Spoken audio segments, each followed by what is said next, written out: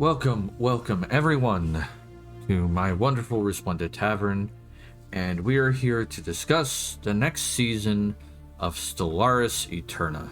So this is our 5th season. The first season didn't go spectacularly well. We made quite a few mistakes and we learned from them. Second season was a little better, but I felt like we definitely hit our stride in the 3rd season, and the 4th season I also felt went spectacularly well. So, with that being said, let us discuss the 5th season of Stellaris Eterna, and I am going to talk about the factions that are possible to play for this season. Now, if you wish to vote for which faction is your favorite, to have me play that faction, then please vote in the comments down below. Whichever one gets the most comments will be the faction I play for Season 5. And I'll be continuing to do this up until June 2nd. Actually, no, wait, not June 2nd. I'll say June 8th. I will continue doing this vote, and then I will figure out from there, using a mixture of this and Discord to figure out which faction I am playing. So, let's talk about the factions I'm going to be using. Alright, so let us discuss the first faction, and this is the Sacrosanct Hegemony. We've had these guys in Season 1 of Stellaris Eterna, but they weren't exactly given a fair shake, so we are bringing them back as a possible option. They are a necrophage race, so that means they're undead, and they turn other races into... Wait a second. They turn other races into them as well. So that's why they're weak, they're slow breeders, they're traditional, they are intelligent, so they do have good research and things of that nature. They're fanatic spiritualists, worshipping the god Osiris, as well as several other Egyptian gods. They are a feudal society, they do reanimate corpses frequently, and they do have a minor military focus. This story is going to be focusing on how they expand into the universe like much others, but what it means to be alive, what it means to have that religion as part of your life. The next one is the Advent of Soul. This is our human organization. They have a holy tribunal government, and they have very strong familial ties, communal ties. They don't like moving much. They're very talented. They're also fanatic spiritualists with a minor militarist as well, but they have an exalted priesthood and an aristocratic elite. This is the human theology taking over the earth. They worship the sun, but not the sun directly. It is more of an embodiment of their beliefs, and so hence why they call themselves the Advent of Soul. Their background is on the shoulders of giants, which means there is a strange archaeological site in the Sol system that they found, and now they're having to come to terms with that and what that means for their religion and how their religion will survive encountering other groups in the galaxy. The third group is the Draconian Imperium. They are a martial empire. They're a warrior culture. They have a crusader spirit. They're fanatics, militarists. They have a minor in spiritualism.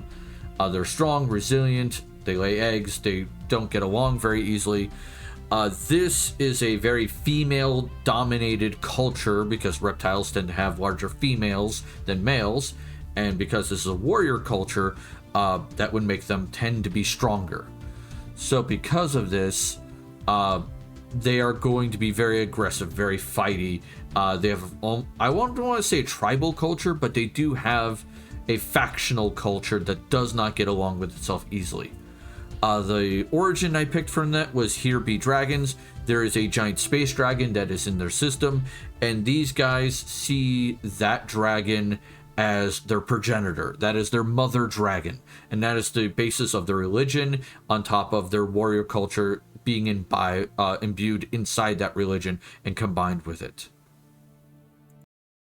All right, so the fourth one is the Takan Hive. Last season we had Candagamra play something that was pretty much the Protoss, and while this has been an option since season 1, I find it amusing that it's finally come around. This is my Zerg variant. So they're hive-minded, they're way powerful, they're excellent at adapting, they breed like crazy, and they grab other races frequently to bring into their hives. So that is going to be a frequent thing this race does. They are trying to perfect themselves biologically to become the perfect living organism, and we'll see how that works out with interacting with various other people, including my partner in this series, which is Candagamra.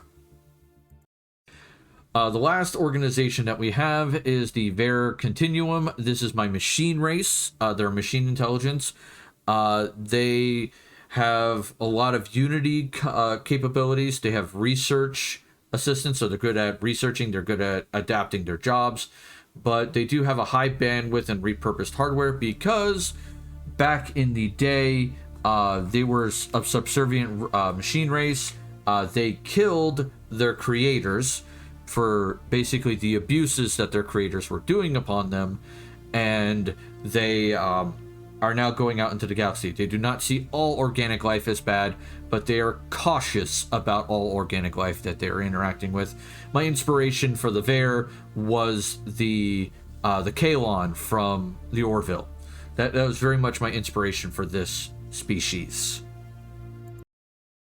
All right, so once again, those were the 5 options you have. So comment their names down below, which one you like, and whichever one gets the most votes, either here or on Discord, will be the one that I play.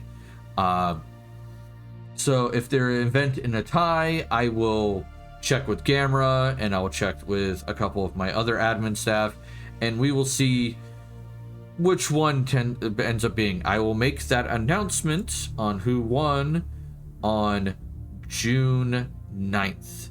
June 9th is when I'm going to announce which faction I'm playing for Stellaris Eterna Season 5. And I'll have that whole intro video done probably out on the 15th. Or sorry, the 14th. So that way on the 15th we can start our first episode of Stellaris Eterna Season 5. Alright? Take care of yourselves, everyone. Toodles.